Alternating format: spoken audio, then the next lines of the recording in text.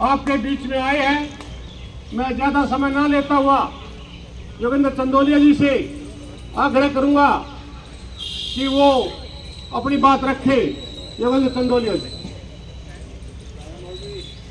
आज सेक्टर 24 के इस पार्क के अंदर जो मॉर्निंग वॉकर लोग हैं, जो सुबह सुबह अपने हेल्थ की चिंता करके समय निकालकर यहाँ पर सैर करते हैं, मैं उन सबको प्रणाम करता हूँ।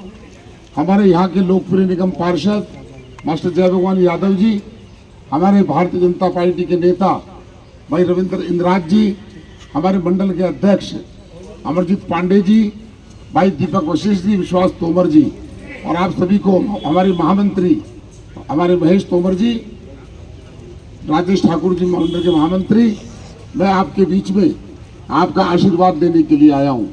भारतीय जनता पार्टी के राष्ट्रीय अध्यक्ष जेपी नड्डा जी ने, देश के प्रधानमंत्री नरेंद्र मोदी जी ने मुझे उत्तर पश्चिम लोकसभा में आपके पास भेजा आपकी सेवा करने के लिए। मैं नरेंद्र मोदी जी की गारंटी को लेकर आया हूं।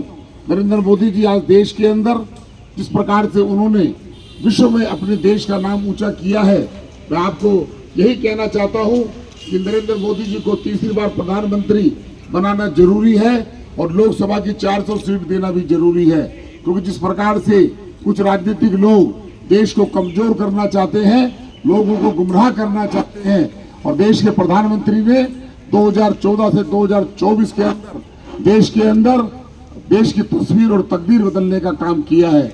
आज आवश्यकता है, ये चुनाव कॉर्पोरेशन का नहीं है, ये चुनाव विधानसभा का नहीं है, ये चुनाव लोकसभा का है।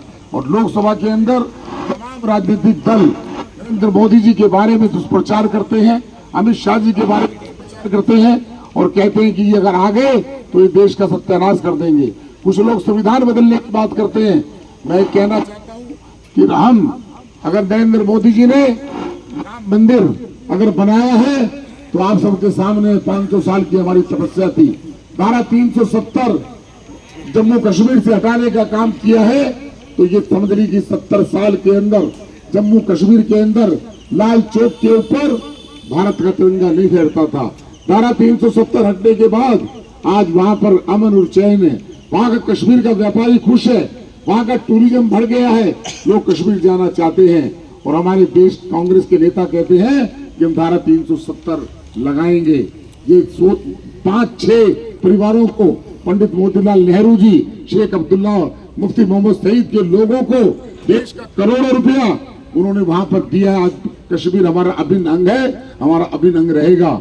मैं दिल्ली के बारे में बताना चाहता हूँ, आज दिल्ली की क्या स्थिति है। शराब के मामले के अंदर दिल्ली सरकार पूरी की पूरी कटघरे के अंदर खड़ी है। गरीब लोगों के लिए आज राशन कार्ड दिल्ली की सरकार नहीं बनाती है।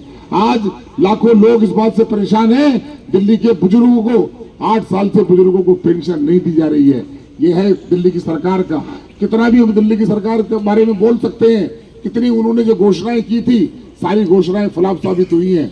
और अगर वे व्यक्ति जेल से सरकार चलाना चाहते हैं, ये लोकतंत्र का तकाजा है, उनको तुरंत इस्तीफा देना चाहिए और अपने किसी व्यक्ति को मुख्यमंत्री बनाए, चाहे बेशक अपनी पत्नी को बनाए। वो झूठ बोलता था कि मैं परिवारवाद के खिलाफ हूँ, आज उनकी पत्नी जगह जगह घूम रही है। ये परिवारवाद वाली पार्टी है। भारतीय जनता पार्टी में कोई परिवारवाद नहीं होता।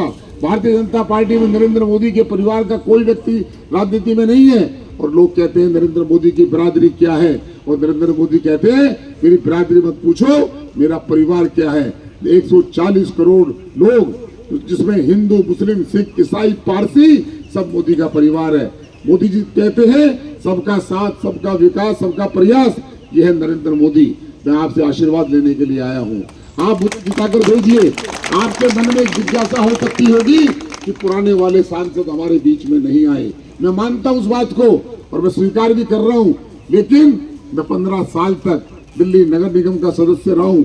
15 साल लगातार कोई जीतता है तो कहीं ना कहीं जनता का मैंने सेवा की होगी। मैं मोदी जी की गारंटी लेकर आया हूँ, आप सब लोग मेरी गारंटी बन जाएं। इसे उत्तर पश्चिम लोकसभा का चहुमुखी विकास करेंगे जैसा आप लोग मुझे कहेंगे, क्योंकि सबसे ज्यादा अगर कोई क्षेत्र में वातावरण बना सकता है तो मॉर्निंग वॉकर, जो 100, 200, 250 की संख्या में, मुझे लगता है 500 के आसपास लोग सुबह होंगे। सबके छोटे छोटे ग्रुप हैं, कोई 20 का कोई 30 का। मैं आज आपको एक संदेश छोड़कर जा रहा हूं, और संदेश ये है कि मेरे सामने जो चुनाव लड़ रहा है मैं उसका नाम नहीं लेना चाहता। 2014 में देश के प्रधानमंत्री नरेंद्र मोदी जी ने उनको टिकट दिया था। 2019 तक उन्होंने काम नहीं किया, प्रधानमंत्री जी ने टिकट काट दिया तो वे कांग्रेस में चला गया।